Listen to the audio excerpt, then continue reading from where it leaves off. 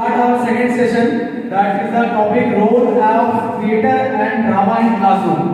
In the first session, it was very beautifully explained that how the personal hygiene we should maintain and self-grooming is very important in our day-to-day daily life. Now in the second session, we will see that how the role of theatre should be there and be implemented in the classroom. For that, I would call Mr. Nagendra sir on the stage with a great round of applause. Please give a big round of applause to Nagendra sir. Once again, thank you, Chetan sir. Please, all the facilitators are requested to take your seat.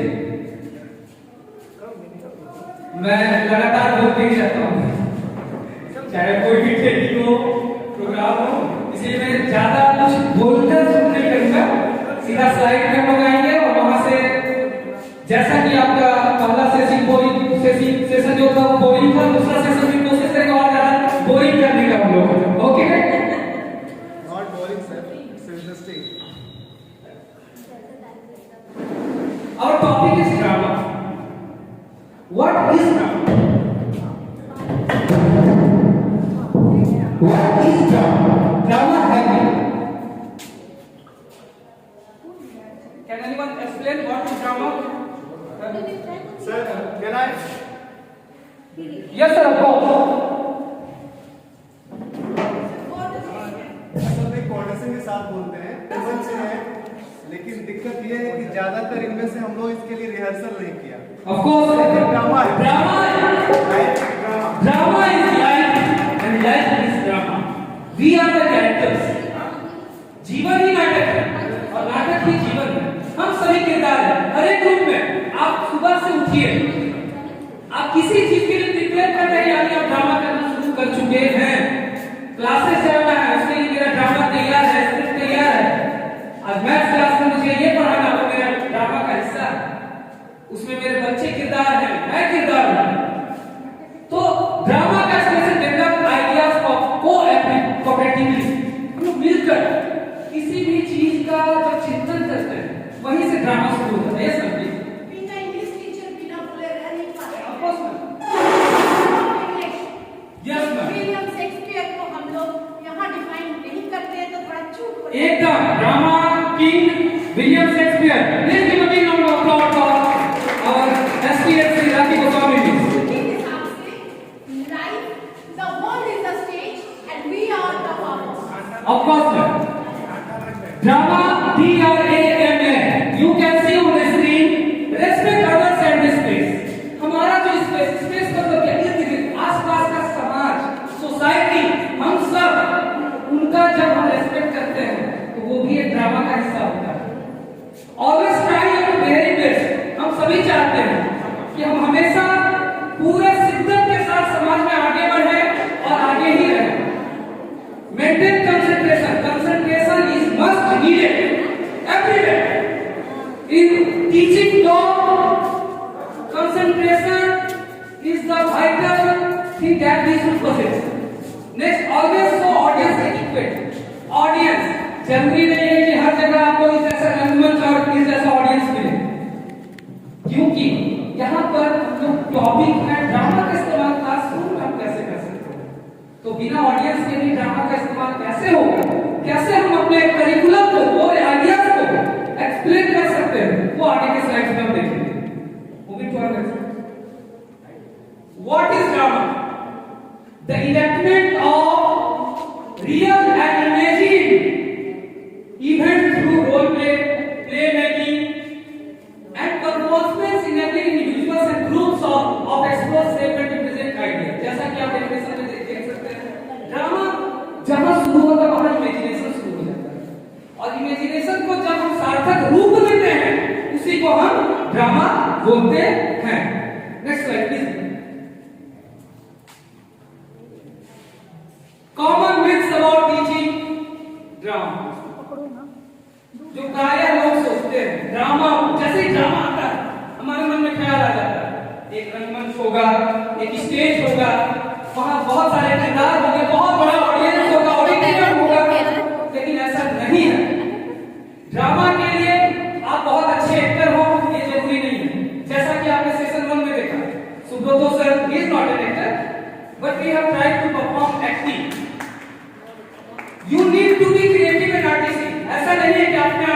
Qualities हो, आप artistic mind में हैं तभी आप drama perform कर सकते हैं, ऐसा भी नहीं है। You need specific time table allotment. आपको ड्रामा करने के लिए स्पेशल समय चाहिए, मॉर्निंग का समय, दोपहर का समय, रात का समय, ऐसा जरूरी नहीं है। You need a large space such an auditorium. पर बार-बार दोहरा रहा हूं, आपको एक बहुत बड़ा मंच, रंगमंच का जरूरत नहीं है ड्रामा करने के लिए। ड्रामा सिर्फ आपके सोच से पैदा होता है, जिसको आप खुद आकार देते हैं। और want to hear the good news, none of these myths are true। और ये सारा myths ही है, myths ही रहेगा। Now theater, हम लोग थोड़ा सा मैसअप कर देते हैं थिएटर और ड्रामा, सोचते हैं दोनों सेम थी, दोनों अलग। थिएटर में आपको एक्टर होना जरूरी है। थिएटर में पहले से स्क्रिप्ट तो होना जरूरी है, तभी आप उसको परफॉर्म कर पाएंगे। थिएटर में एक अच्छा ऑडिटोरियम होना जरूरी है, जहां पर आपको एडिक्वेट मिले। थिएटर को परफॉर्म करने के लिए सालों साल प्रैक्टिस का जरूरत पड़ता है, और उसी थिएटर को हम सिनेमा हॉल में देखते हैं। थिएटर का भी रोल स्टूडेंट्स की लाइफ में बहुत बढ़ जाता है, क्योंकि आज का जो जनरेशन है, मॉडर्न जनरेशन, वो हर जगह music, visual effects, different scientific effects, इन सभी को सजुगत देता है। नेक्स्ट में now types of drama matter. Generally curriculum में, जनरली टीचिंग में दो तरह के ड्रामा मेथड्स का इस्तेमाल होता है। पहला है लीनियर ड्रामा मेथड्स और दूसरा है process oriented method. Linear drama method जिसमें एक प्रॉपर बिगिनिंग, एक प्रॉपर मिडिल और एक प्रॉपर एंड है। फॉर एग्जांपल, जब हम किसी के जीवनी को प्रदर्शित करते हैं किसी के सामने, उसमें बिगिनिंग भी है मेरे पास, मिडिल भी है, उसके जीवन का जो रहस्य है, और एंड भी है, उसके साथ जो समाप्त होता है। तो इनको बोलते हैं हम लीनियर ड्रामा मेथड। और दूसरा है प्रोसेस ओरिएंटेड मेथड, जिसके बारे में मैं आगे आप लोगों को एक्सप्लेन करना चाहूंगा। उससे पहले लीनियर ड्रामा मेथड पर एक छोटा सा ड्रामा हमारे म्यूजिक डिपार्टमेंट और सुब्रतो सर के हक, इसके अलावा बहुत सारे किरदार हैं उनके हक से लोग देखेंगे। लीनियर ड्रामा मेथड का एक छोटा सा example. So shall we proceed? Please welcome.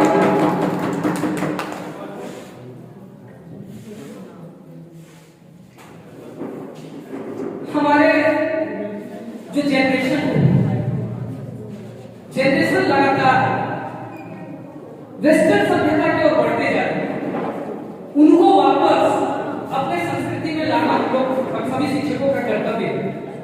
बहुत सारे स्वतंत्रता सेनानी पैदा हुए, लेकिन उनमें से कुछ स्वतंत्रता सेनानी ऐसे हैं जो इतिहास के पन्नों में कहीं दब के रहे। उसी में से एक है हमारे खुदीराम बोस।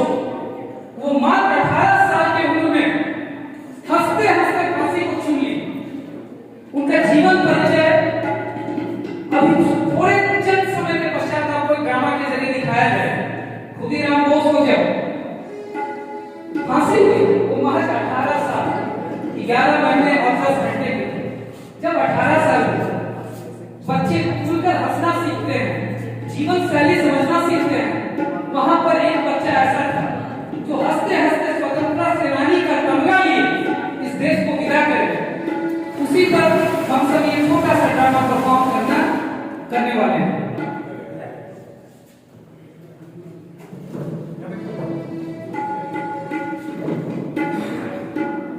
खुदीराम बोस को, जिनका जन्म मिदनापुर में हुआ था 1908 में, उनको फांसी की सजा दे दी गई।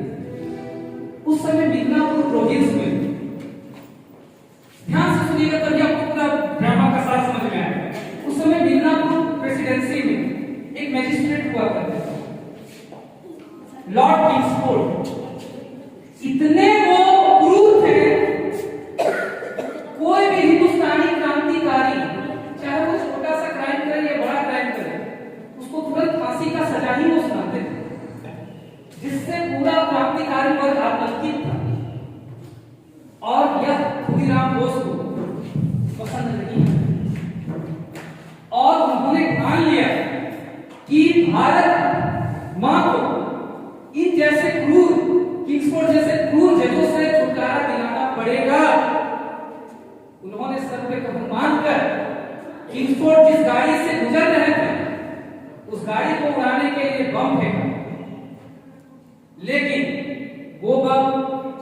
इत्तेफाक से किंग्सफोर्ड के कैरेज पर न गिरकर एक और अन्य कैरेज जो कि अंग्रेजी हुकूमत सरकार के साथ मुलाजिम उसमें जा रहे थे उस पर गिरा और वे लोग घायल हो गए, जो कि आप देख सकते हैं अभी वीडियो में प्ले किया जा रहा है। वीडियो के बाद साथ साथ आपको उस मोमेंट का दर्शन यहाँ करवाया है।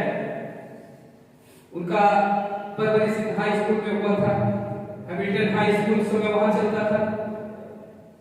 शुरू से ही वो क्रांतिकारी दिमाग के रहे, देश के प्रति हमेशा वो सजग रहे।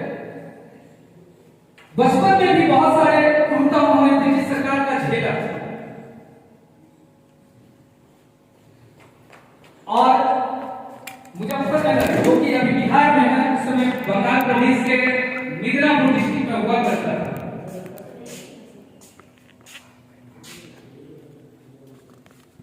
जो कि आपकी स्क्रीन पर दिख रहा है। अंग्रेजी हुकूमत लगातार उनको मिदनापुर की गलियों में ढूंढ रही थी।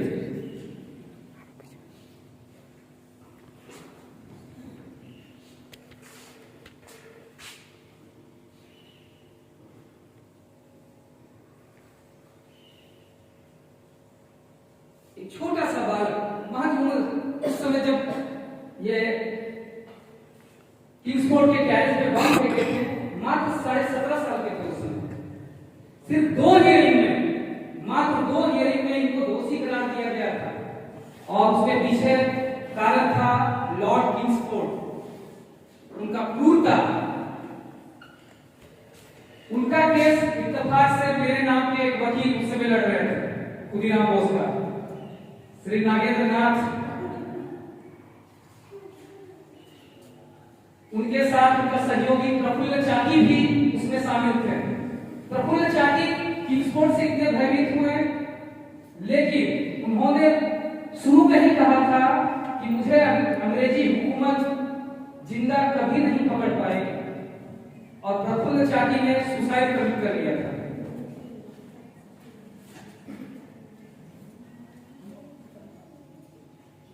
देखिए किंग्सफोर्ड का कैरेज जा रहा था और उसके बाद उस पर बम का धमाका हुआ। उसके पश्चात का सीन आप यहाँ देखेंगे कि किस तरह मिदनापुर के गलियों में अंग्रेजी हुकूमत खुदीराम बोस को ढूंढ रही है।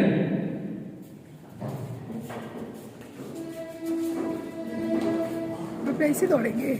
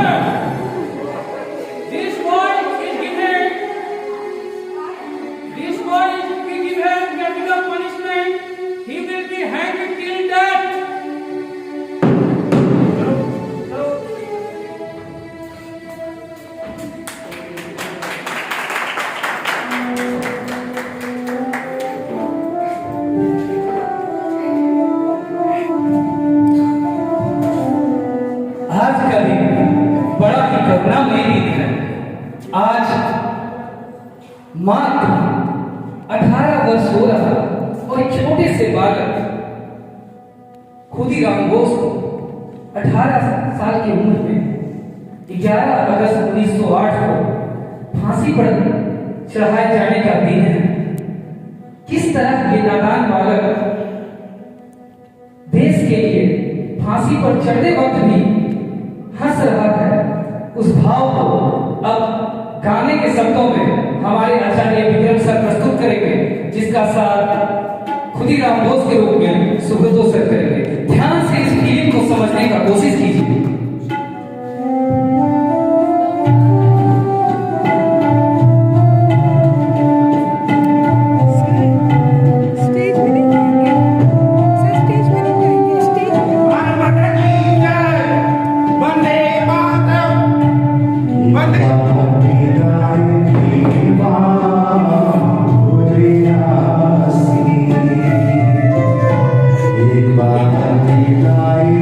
एक बात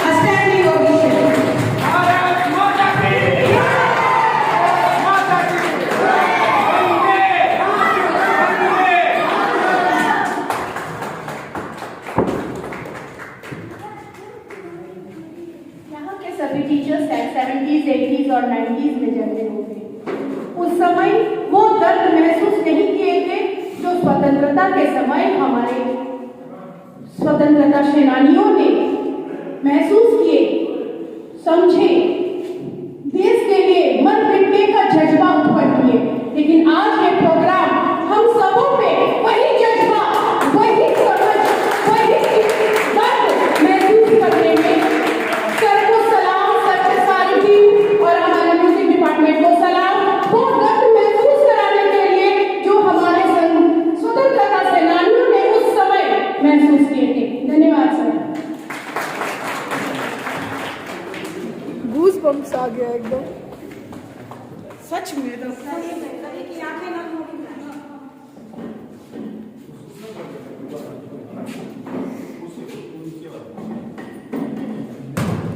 ओके ओके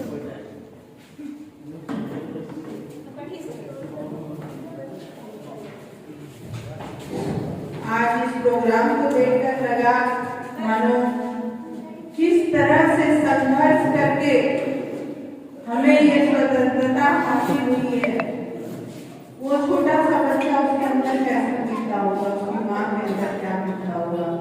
और मैं आज जो टैलेंट, सही जो एक टैलेंट बोलते हैं, आज हमारे म्यूजिक टीचर और सुब्रतो सर और रमा में जो भी यहाँ अमित सर, राहुल सर, इन सब का टैलेंट जो तो देखने मिला, मैं तो सोचती हूँ कि बड़े बड़े आर्टिस्ट भी ऐसा नहीं कर पाए।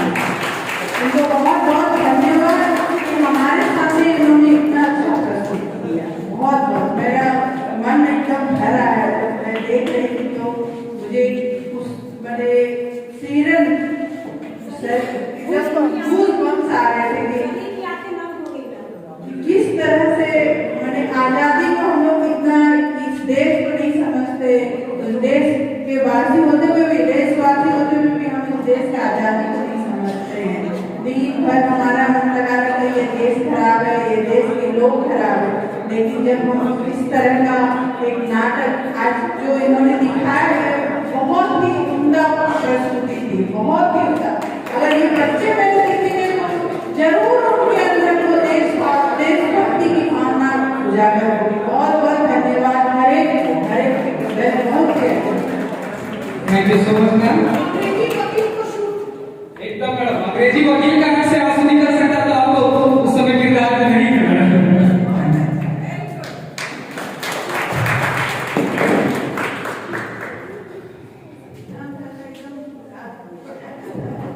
सो लीनियर ड्रामा का एक बहुत बड़ा एग्जांपल था जिसमें खुदीराम बोस का बिगिनिंग, मिडिल, मध्य में क्या हुआ और एंड में उनका अंत क्या हुआ, वो आप लोगों के समक्ष प्रस्तुत किया। अब holistic types of drama, holistic में आप देख सकते हैं मेंटर ऑफ दिस एक्सपर्ट, उसमें पूरे क्लास में एक एक्सपर्ट चूज किया जाता है और उसके को एक रोल दे दिया जाता है, उसको परफॉर्म करना है। Analogy, text, dance box and stimulants, इसके अलावा बहुत सारे गेम्स जिसको हम लोग ड्रामा फॉर्म में इस्तेमाल कर सकते हैं।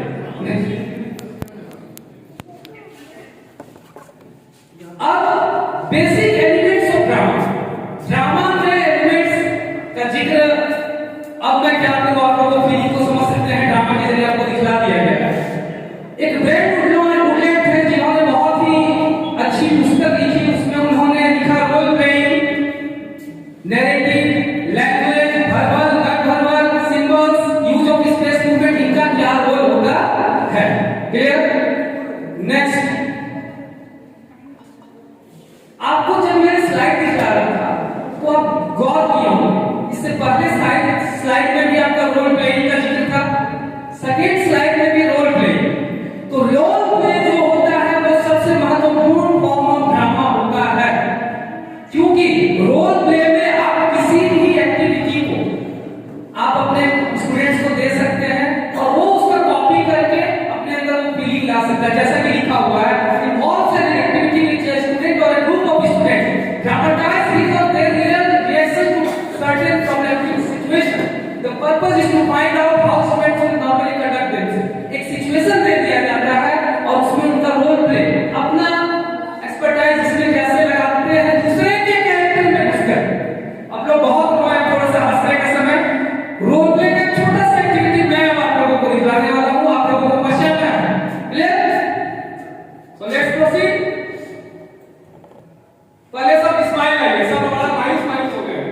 Please bring a smile.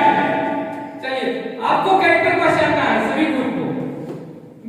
मेरा रोल प्ले खत्म करने के बाद पहचानिए, पहले नहीं। आप 2 मिनट स्टेज में बोलिएगा, हम लोग हंसने लग जाएंगे। बस कैरेक्टर जब खत्म हो जाएगा तब आपको बतलाना है। क्लियर? Number 1 ready? तुम समझे? पेज नंबर 80.2 निकालो, उसमें क्वेश्चन नंबर 1 जो वो पार्टनरशिप ऐसे कॉन्सेप्ट का क्वेश्चन देखो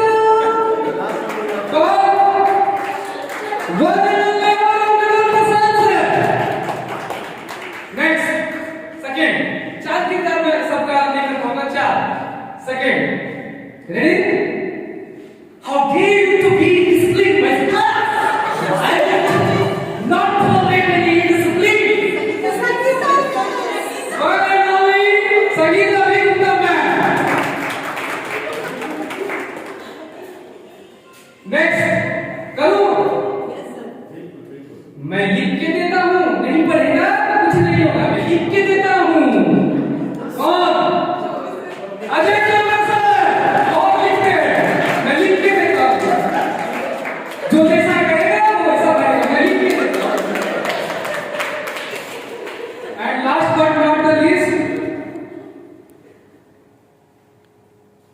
and fourth one के लिए माइक छोड़ना पड़ेगा मुझे।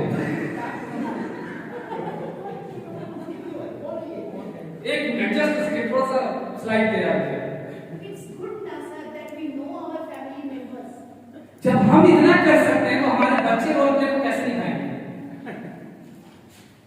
रेडी? नीचे से तो प्रशांत सर हम कुछ नहीं करेंगे, जो चर्चा के लिए है। कौन है?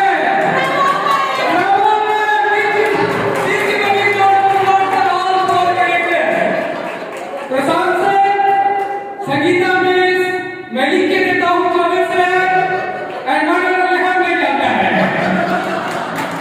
हमारा भारत बनना है।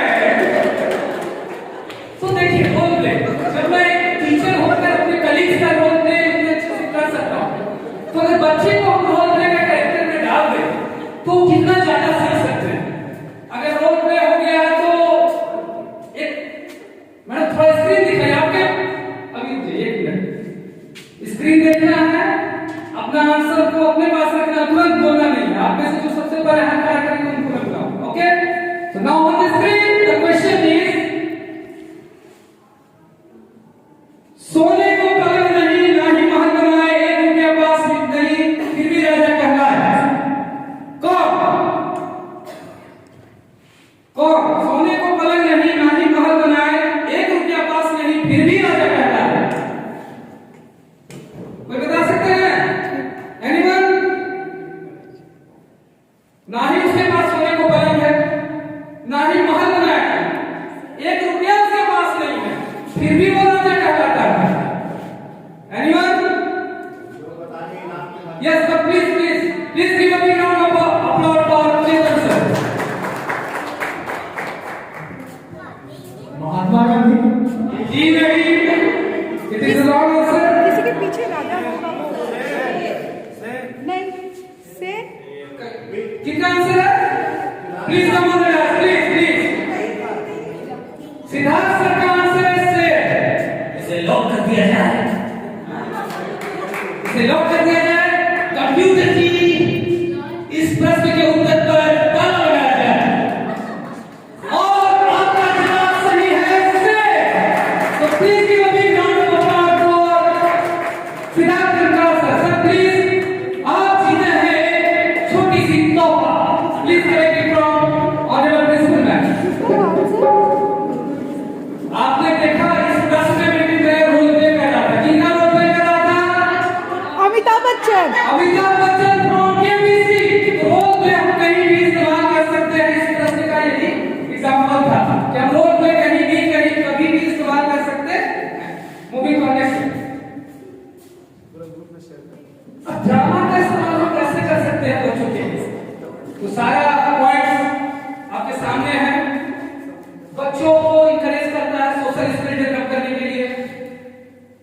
टीचर्स में ऐसा भावना लाता है जो उनको इनकॉर्पोरेट कर सके आगे का रास्ता दिखाने के लिए। Foster team work and collaboration, team work का सबसे best example Jawaharlal Nehru memorial senior secondary school campus है इस समय। स्ट्रेंथन क्रूशियल थिंकिंग स्किल, बच्चे में सोचने का, विचार करने का भावना को उत्पन्न करता है। ठीक आप बोलिए। किस तरह से बच्चे को इंकरेज करने के लिए कर सकते हैं वो सारा अभी के स्लाइड में आपको एक्सप्लेन किया गया। अब आपको मैं कोड दिखाऊंगा जो कि स्क्रीन पे होने के बाद आपको दिखेगी।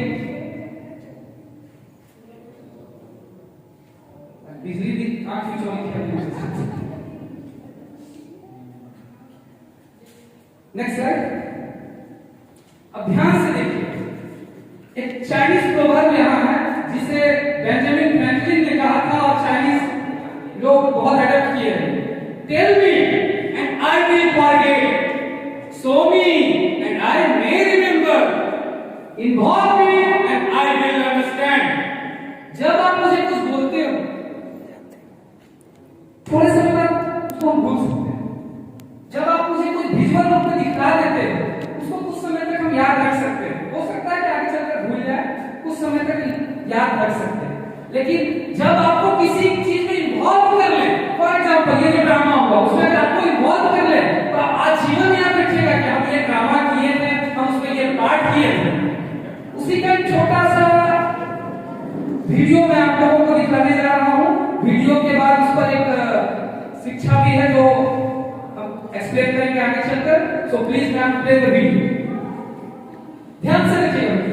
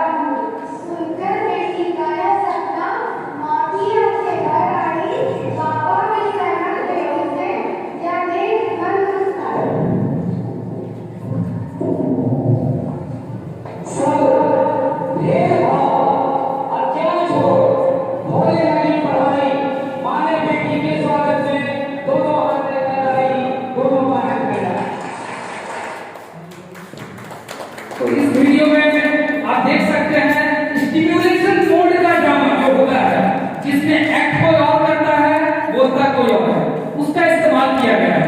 और ये गर्ल एजुकेशन पर जुड़ा हुआ है। गर्ल एजुकेशन कि लड़की पढ़ाओ बेटी बचाओ का जो नारा था उस पर, जैसा कि आप स्क्रीन पर देख सकते हैं, क्लास 8 के एक बच्चे ने बनाया है। If you educate a man you educate an individual, but if you educate a woman you educate a nation. ये बहुत ही अच्छा स्लोगन उसने लिखा। तो मेरा कहने का अर्थ यह था कि अगर मैं अभी गर्ल एजुकेशन पर 5 मिनट का एक लंबा भाषण आपको देता तो आप आपको 10-15 मिनट याद रहता, 15-20 मिनट बाद आप भूल जाते मैं क्या भाषण में बोलूं। आपको मैंने अभी विजुअल दिखाया, आपको कुछ समय तक ये विजुअल याद रहे, लेकिन अगर इसी ड्रामा में मैं आपको इन्वॉल्व कर दूं तो आपको आजीवन याद रहेगा कि आप क्या किए थे। तो इसीलिए ड्रामा का इंपॉर्टेंस बहुत ज्यादा बढ़ जाता है कि हम अपने क्लासरूम में कोर करिकुलर जितना कोर एरियाज है उसमें ड्रामा का इस्तेमाल करें। नेक्स्ट,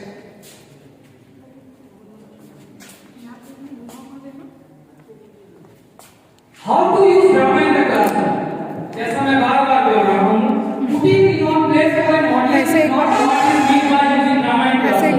क्लासरूम में ड्रामा इस्तेमाल करने का ये ड्रामा का मतलब नहीं कि ऑडियंस के लिए उसका इस्तेमाल कर रहे हैं। हम लोग टीचर हैं, एक्टर नहीं हैं। हम लोग उसका इस्तेमाल क्लासरूम में कैसे कर सकते हैं?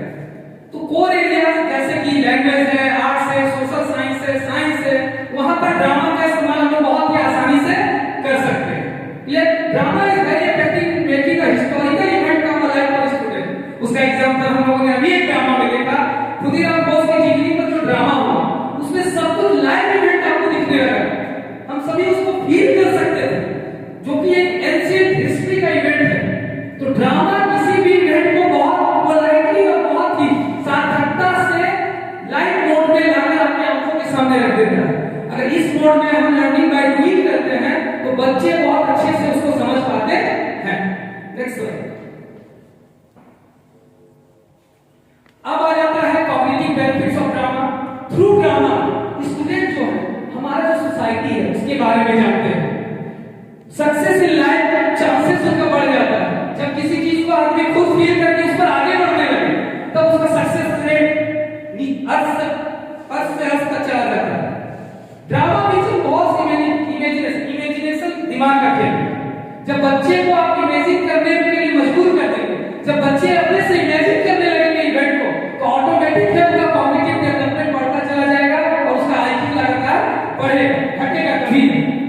Next, this skill necessary for proceed. Drama can activate real knowledge.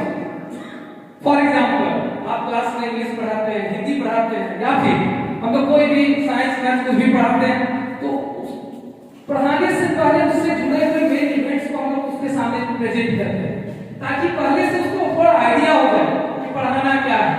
For example, मैंने कोई पोएम पढ़ा शेक्सपियर, ठीक है, उससे पहले वो क्या करेंगे, हु इज शेक्सपियर, उन्होंने क्या क्या फिक्शंस लिखा, ये सारा चीज उनको माइंड में पहले डालेंगे ताकि वो पोएम को अच्छे से समझ सके। तो पोएम समझाने के लिए उससे जुड़े जो भी इवेंट्स को पहले एक्टिवेट कर देते हैं। तो ड्रामा का सीन आप जब देते हैं पहले ही वो इन्वॉल्व हो जाते हैं उसमें कि हमको इसके बारे में ऐसे करना है, इसको और बेहतर तरीके से हम कैसे कर सकते हैं। Clear? Next, they must recall their standard period to drama and use their knowledge to create a drama. जब आप कोई स्क्रिप्ट तैयार करते हैं तो आप बच्चे पर छोड़ देते हैं कि वो कितने अच्छे से उसको करता है। नेक्स्ट,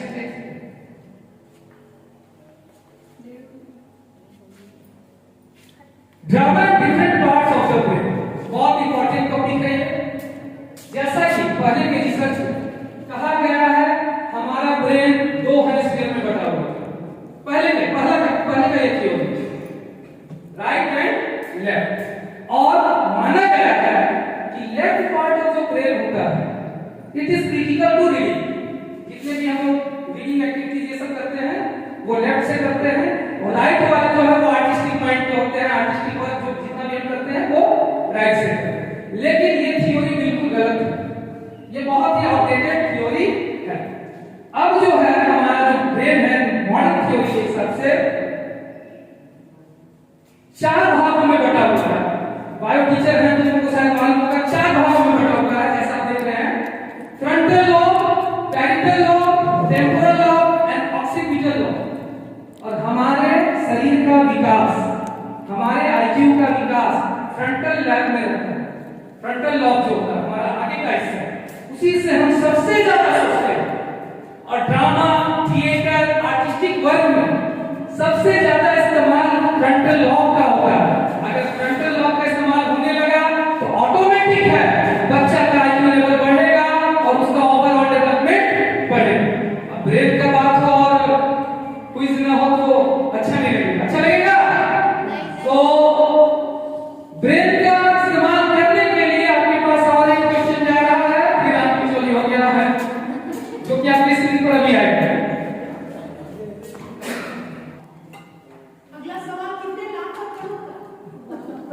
सिर्फ एक तुच्छ सा भेंट था madam.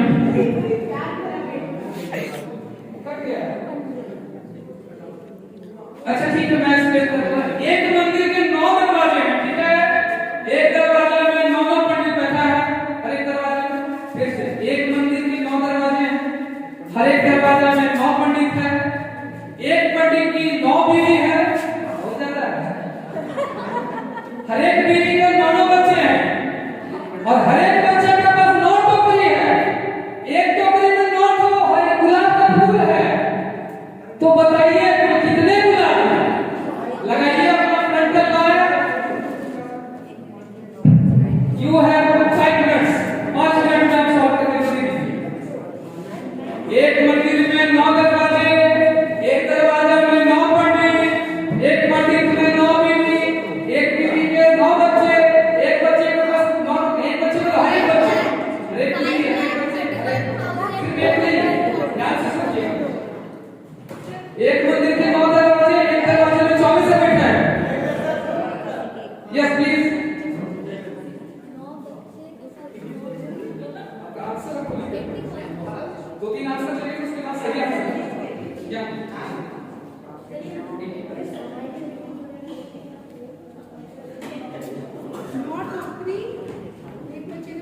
Any other want to give the answer? मैं आंसर या रिकॉर्ड करवा लीजिए।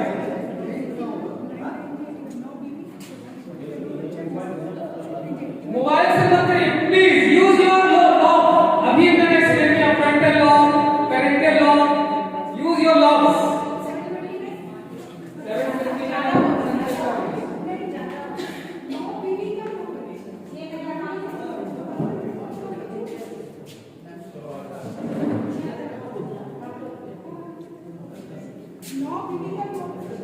एक ही बार एक्सप्लेन करेंगे। I think our time is very vital, so we should proceed. Anyone answer? नहीं पता। Okay, now yes. Sir calculator. आपका आंसर बोलिए। 9।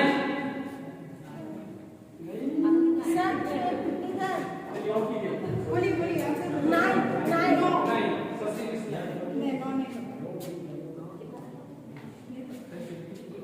फिर से कंप्यूटर जी ताला लगाया जाए। नहीं पता। The correct answer is 6561 loaded and there are 2 winners, Sunita ma'am and Lakshmi miss. Please give a big round of applause for Sunita ma'am and Lakshmi miss. आप जीत चुके हैं एक छोटा सा कुछ भेंट हम गरीब मास्टर ट्रेनर की ओर से। Please collect it from our honorable principal ma'am. Please ma'am. नीचे का 4 9 लेंगे, 9 into 9 into 9 into 9। 9 पेटी का 9 बचा, वही एक्सप्लेन करेंगे। सबको लड़ा बोलो तू इतनी चिंता मत हार गया। Please give a big round of applause for Lakshmi miss and Sunita miss. I think they have used their frontal, parental or both lobes. Okay, moving to the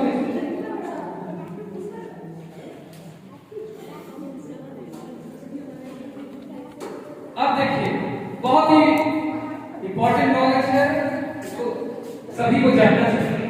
हम लोग 3 तरीके से कोई भी चीज को ग्रहण करते हैं। ग्रहण नहीं, एक्सेप्ट। कोई भी एजुकेशन को हम 3 तरीके से एक्सेप्ट करते हैं। पहला बाय ऑडिटरी मींस, ध्वनि के जरिए। दूसरा बाय विजुअल मींस और तीसरा जो होता है kinesthetic means. Kinesthetic means learning by doing, ठीक है।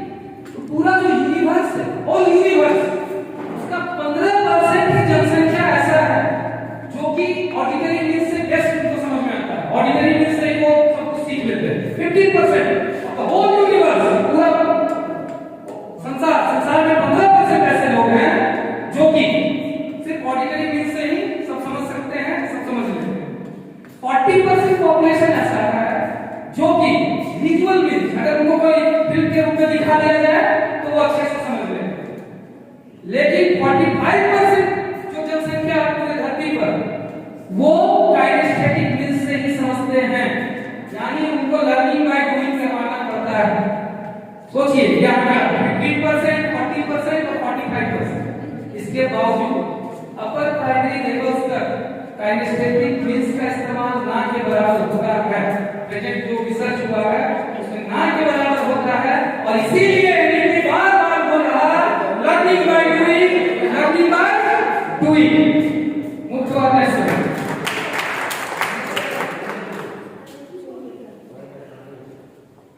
इमोशंस एंड लर्निंग, इमोशंस नहीं होगा तो हम लर्निंग नहीं कर पाएंगे।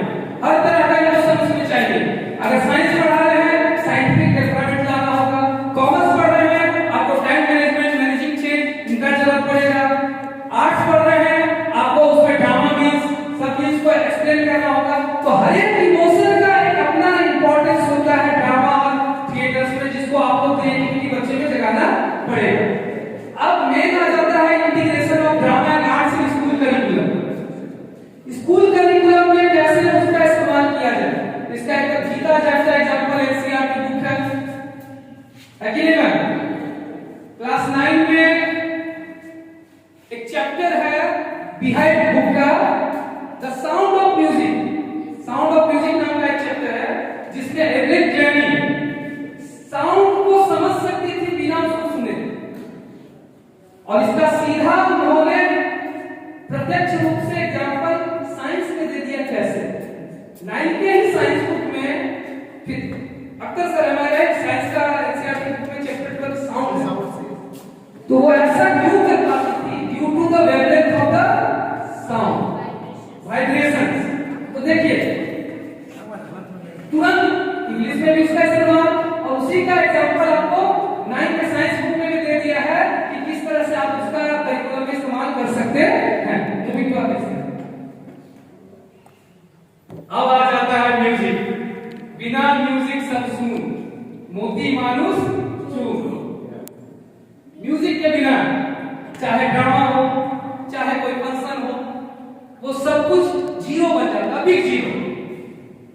और मैं कोई म्यूजिक का विद्वान नहीं हूं जो इस टॉपिक को अच्छे से एक्सप्लेन करूंगा, इसीलिए मैं हमारे आचार्य Vikram Prasad sir music wizard उनको यहाँ पर रिक्वेस्ट करूंगा कि आप मंच पर आए और आगे की कार्रवाई को संभालें। Please give a big round of applause for संगीत wizard mister Vikram Prasad sir.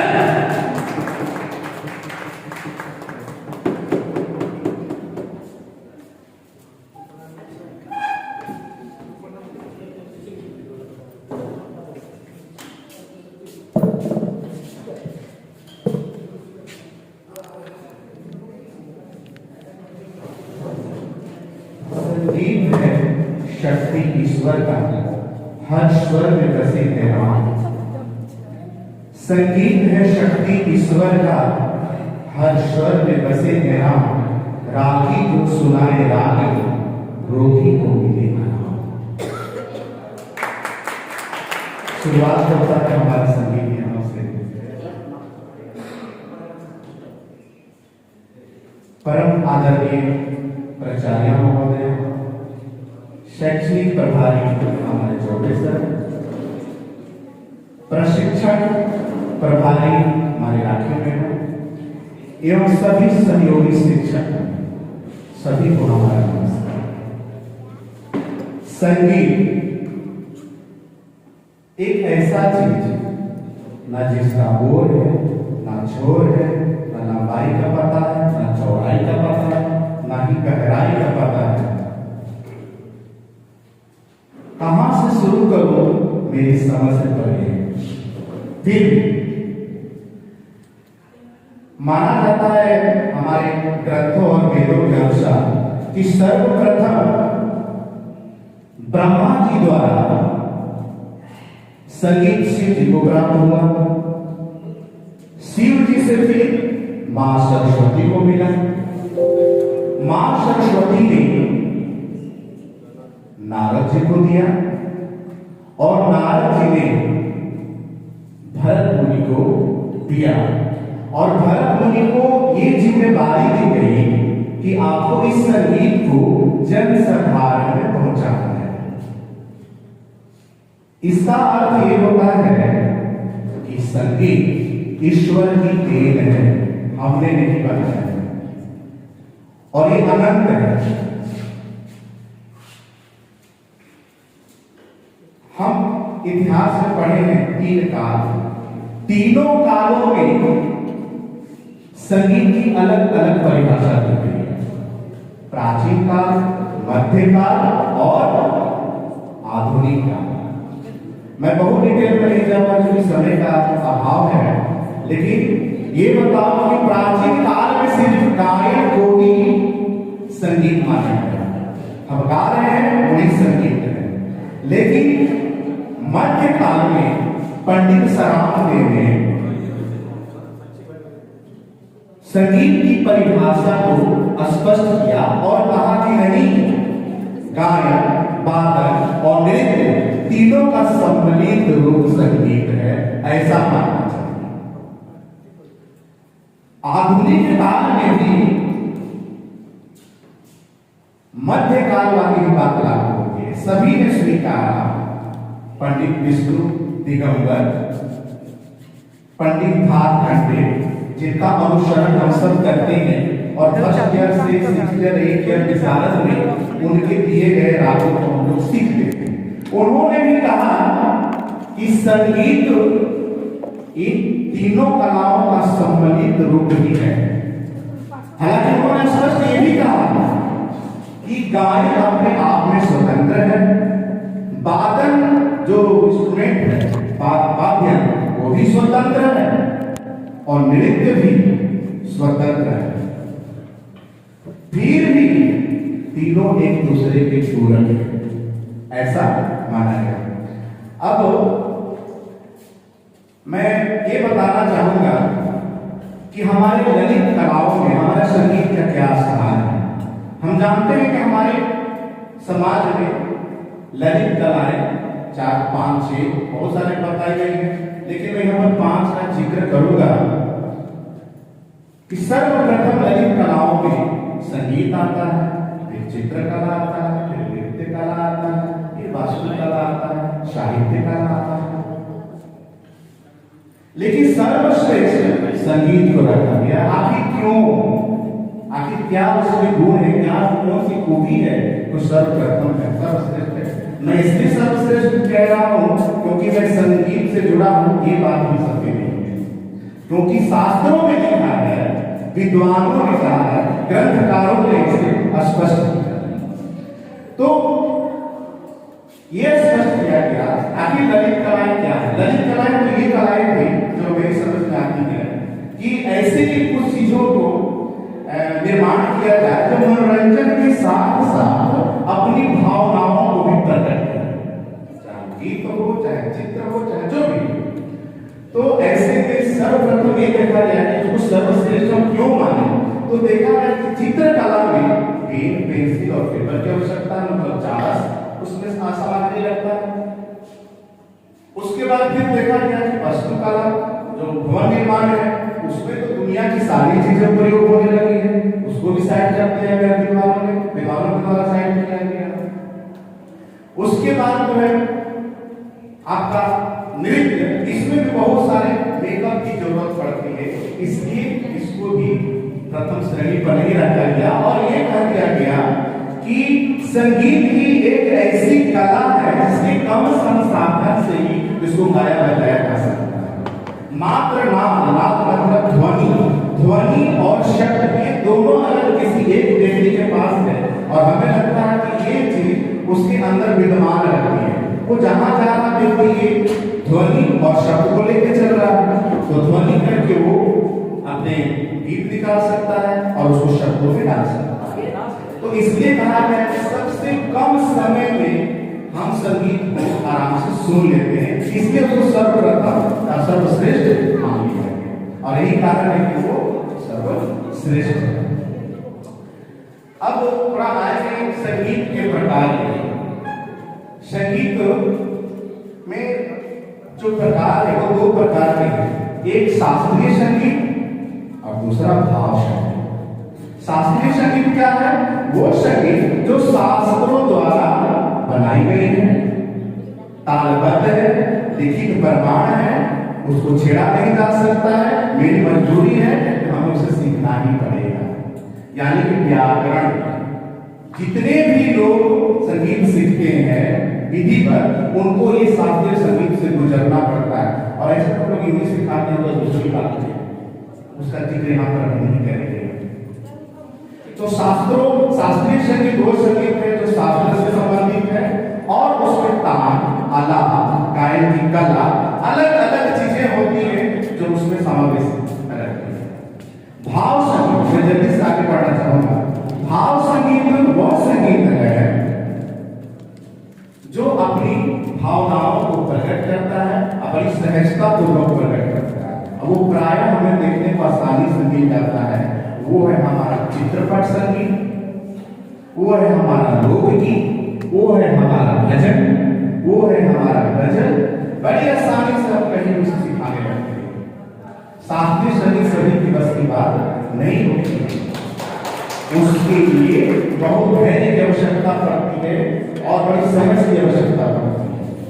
लेकिन भाव संगीत को आसानी से सिखाया जा सकता है। अच्छा, भाव संगीत में भी दो पक्ष हैं, एक है भाव पक्ष और दूसरा है कला पक्ष। अब उदाहरण के लिए अगर कोई हमारी कुछ सिखा रहा है, कैसे भाव पक्ष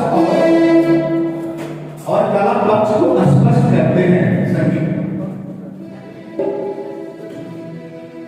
कोई प्रेयर बच्चों को सिखा रहे हैं, हम बोल के नहीं बल्कि प्रैक्टिकल करके बताना चाह रहे हैं।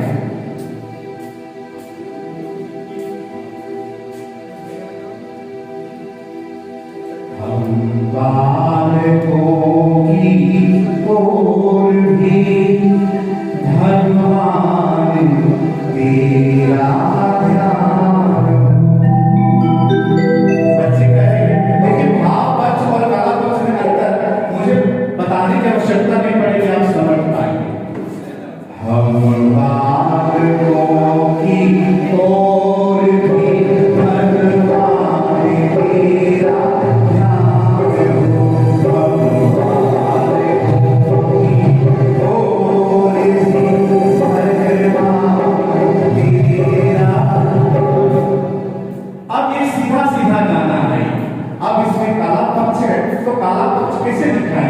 गला में उच्चारण करना, कुछ एक्स्ट्रा काम इसमें दिखाना होगा, कलाकार कलात्मक तरीके से गीत को परोसना होगा।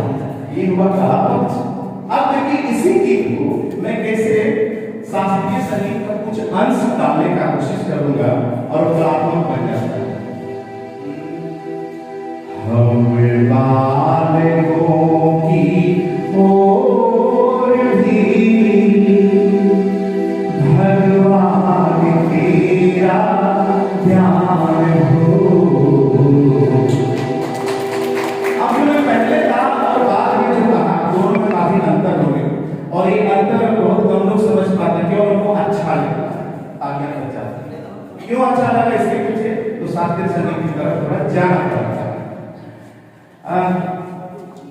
अब मैं थोड़ा सा ये भी बताना चाहूंगा कि संगीत में जो स्वरों की उत्पत्ति हुई, ईश्वर ने तो संगीत हमें दिया, लेकिन इसकी जो उत्पत्ति हुई हमारे ऋषि मुनियों ने विश्लेषण किया और हमारे बीच मौजूद प्रकृति से ही इन स्वरों को उठाकर संगीत की श्रेणी में रख दिया। हमें पता है कि संगीत में 7 स्वर मुख्य होते हैं, सा, रे, ग, म, प, ध और नी। और इन सभी स्वरों का जो निर्माण हुआ हमारे ऋषियों ने कहां से लिया, ये मैं क्या बताऊंगा, पक्षी और पशुओं से लिया है। इसी क्रम में सबसे पहले आता है सा, और सा मोर की ध्वनि से लिया गया। मोर की ध्वनि को सुना गया और अंदाज लगाया गया कि इसको हम सा की श्रेणी में रखेंगे और वहां से उसकी उत्पत्ति होगी। रेशम यानी कि रे, ये गायों की रंभाने की आवाज को सुनकर संगीत की श्रेणी में रखा गया और रे स्वर का निर्माण किया गया। गंधार अर्थात बकरे की आवाज से, उसके बाद मध्यम यानी कि क्रौंच पक्षी की आवाज से, पंचम यानी कि घोड़े की आवाज से, धैवत यानी कि घोड़े की गिनगिनाहट से, नी यानी कि निषाद हाथी की चिंगाड़ से। ये 7 स्वर इन पशु पक्षियों से लेकर हमारे संगीत में डाला गया। अब हम उसी के बीच रहते हैं, शायद यही कारण है कि ये सारे स्वर हमें कर्णप्रिय लगते हैं। अब मानव जीवन में संगीत का महत्व नगेंद्र सर ने बहुत सारी बातें कर दी है, तो मैं चाहूंगा कि उन चीजों को मैं काट दूं और आगे के बढ़ जाऊं। बड़ी अच्छी अच्छी चीजें मैं लेकर आया था, लेकिन समय अभाव के कारण मैं इन सारी चीजों पर जाना नहीं चाहूंगा। अब मैं ये बताना चाहूंगा कि हम लोग जो संगीत बच्चों को स्कूल में सिखाते हैं, जो गीत सिखाते हैं, औपचारिक तरीके से और अनौपचारिक तरीके से, 2 प्रकार के। तो हम जो यहाँ पर प्रयोग करते हैं बच्चों को सिखाने में संगीत का, वो है अनौपचारिक तरीका। अच्छा, तो अनौपचारिक क्या है? जरा सा हम ये ऐसे समझते हैं कि मान लीजिए मुझे प्यास लगी है और सामने चापा नल है, लेकिन जरूरत पड़ रही है बाल्टी की, जरूरत पड़ रही है मग की, जरूरत पड़ रही है गिलास की, सारी चीजें आती है प्यास के। तो हमने उसे उतना सारा सामग्री लाने की आवश्यकता नहीं है, क्या कि सीधे चापा का चला और ऐसे करके पी, प्यास बुझ गई। यही वो अनौपचारिक तरीका। औपचारिकता में क्या बहुत सारे सामानों की आवश्यकता पड़ी, उसे शायद ठीक यही विधि हम बच्चों के साथ यहाँ बता रहे हैं। क्योंकि शास्त्रीय संगीत में जाएंगे, अगर उनको ये सारे राग जो सारी चीज बताएंगे, उनको समझ से परे हो, अब वो शायद मेरे क्लास में भाग नहीं। तो लगता है कि कौन सा तरीका अपनाए और उनको अंदर ही हम अपनी बातों को डालें, तो उनको हम लोग औपचारिक तरीके से सिखाने का प्रयास करते हैं। मैं यहाँ पर एक छोटा सा गतिविधि करना चाहूंगा और सहयोग लूंगा अपने शिक्षकों से कि 8 ऐसे शिक्षक आ जाए तो स्टेज पर कि आखिर क्यों बच्चे हमारी बात नहीं सुनते हैं, हम क्यों कहते हैं कि तुम्हें सीखना बेटा नहीं सीखता, हम क्यों कहते हैं बेटा गाओ भैया को नहीं गाता है, हमारी बात नहीं मानता है, बार बार वो साइड और हमारी नकल भी करता है। हर ग्रुप से 2 आदमी चले, महिला 4 आएंगी, महिला शिक्षक 4 और पुरुष शिक्षक 4 आ जाएंगे। चेतन सर आप भी आ जाएंगे। महिला आइए, एक ही ग्रुप से 2 जन नहीं, एक ही ग्रुप से 2 लेडीज नहीं, एक ही ग्रुप मैं बताने का प्रयास करूंगा। एक लेडीज एक जेंट्स। जल्दी से चलिए। हम सीखेंगे शायद से कि बच्चे हमारी बात को अब सुने, समझे, हम पर ध्यान दें। पुरुष लोग एक साइड हो जाइए, जोड़ा जोड़ा होना चाहिए। आइए सर, आइए, ऐसे करेंगे, ऐसे।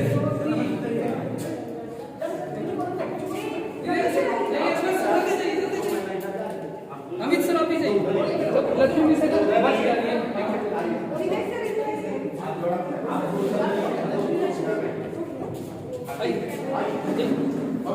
चलिए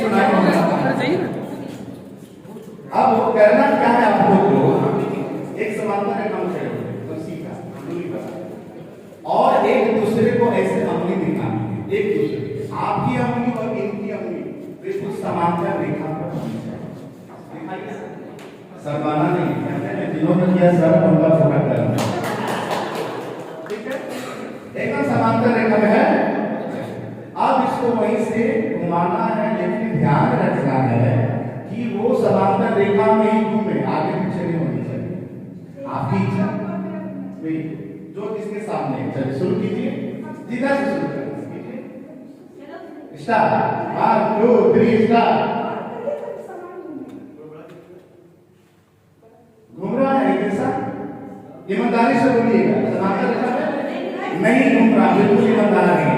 थोड़ा और करिए, थोड़ा और करिए, ज्यादा नहीं, ज्यादा आप घुमाइए। 1 2 3 स्टार्ट। बड़ा कीजिए, छोटा कीजिए, कोई दिक्कत नहीं, बस घुमाना। घूम रहा है क्या समांतर रेखा में? नहीं घूम रहा है, थोड़ा और करिए, ठीक है, सटा दीजिए, कोई दिक्कत नहीं।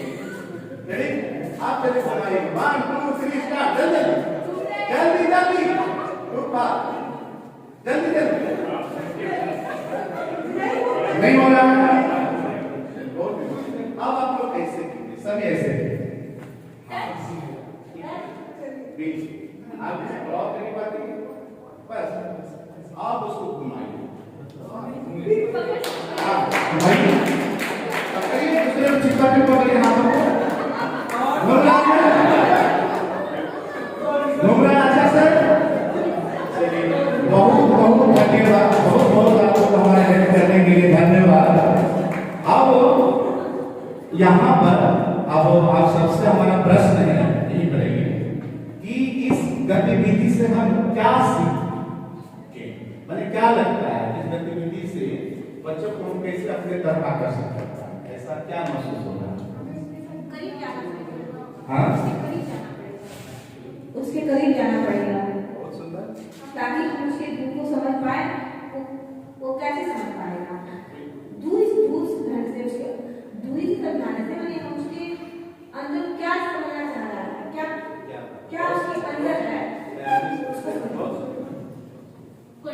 Contact can create collaboration. एक शिक्षक को छात्र से इमोशनल लगाव होना भी बहुत जरूरी है। उनकी अंतरात्मा की गहराई पर जाना पड़ेगा, उसको अच्छी तरह से समझने के बाद उसके अनुरूप उनको अपने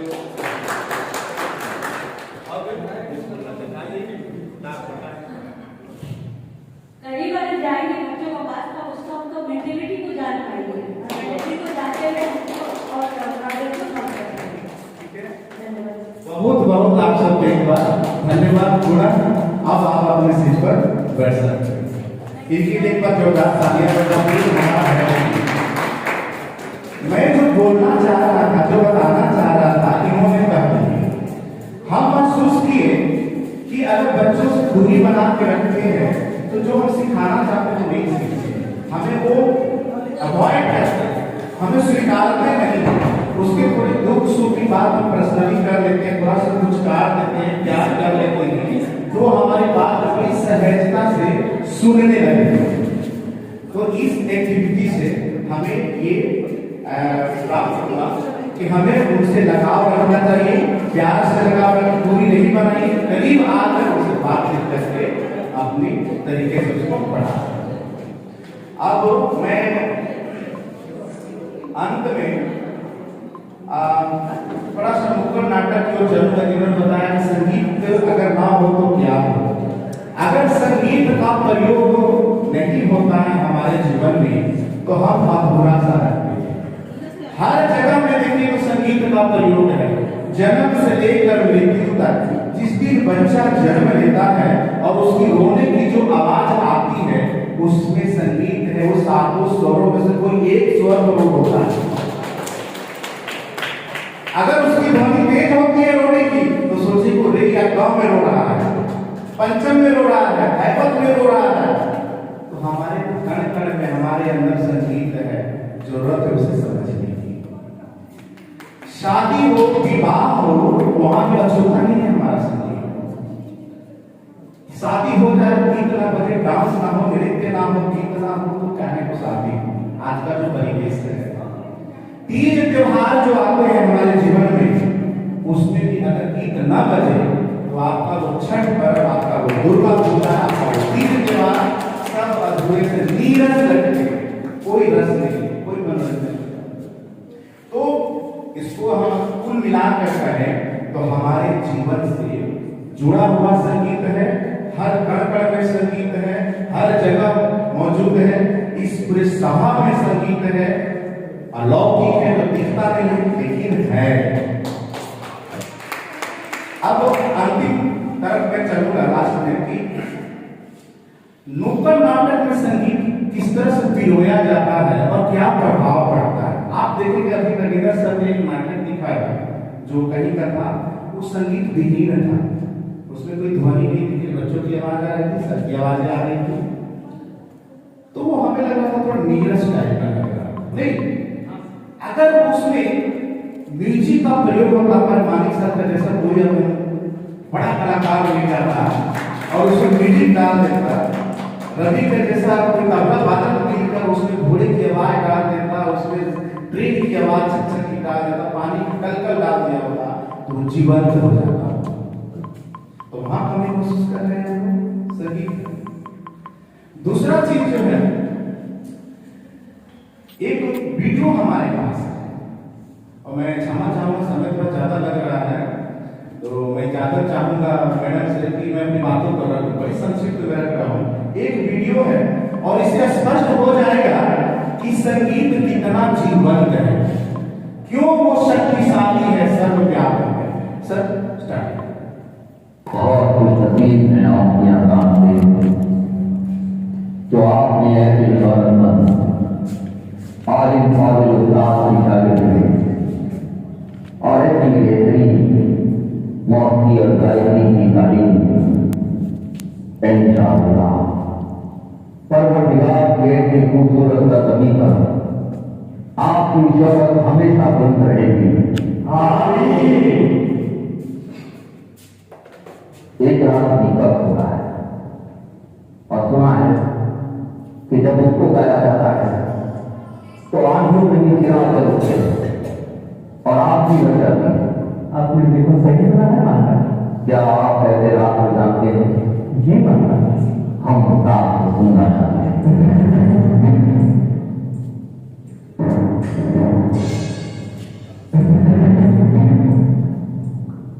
क्या हमारी फरमाइश पूरी नहीं होगी? महाराज, मुझे रात दीपक गाने के लिए समझ गया जैसी आपकी मदद। आज भी महफिल नई बर्बाद की जाती है।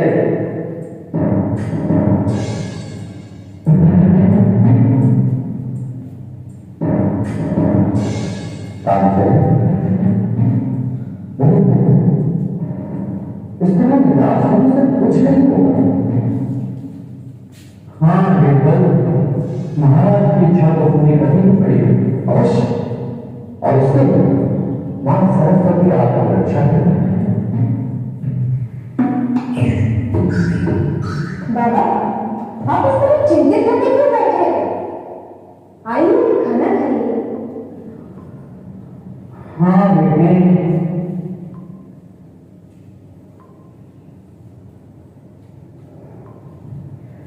मेरी चिंता का विषय है राम दीपक, जिसे सम्राट के सुनने की इच्छा करती है। परंतु बाबा, उसमें तो। हाँ बेटे, उसको गाने से तो चारों तरफ आग लग सकती है, प्राण हानि हो सकती है, और ऐसे हुआ है क्योंकि राम दीपक को बीच में नहीं जोड़ा जा सकता। परंतु सम्राट को तो इसका जरा भी भान नहीं है। बाबा, आप निश्चिंत होकर भोजन कीजिए।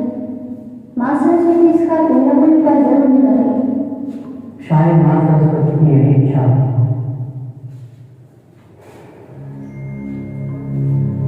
आप भोजन क्यों नहीं करने बाबा? ना बेटी, मेरी इच्छा नहीं, मेरे हाथ होगा।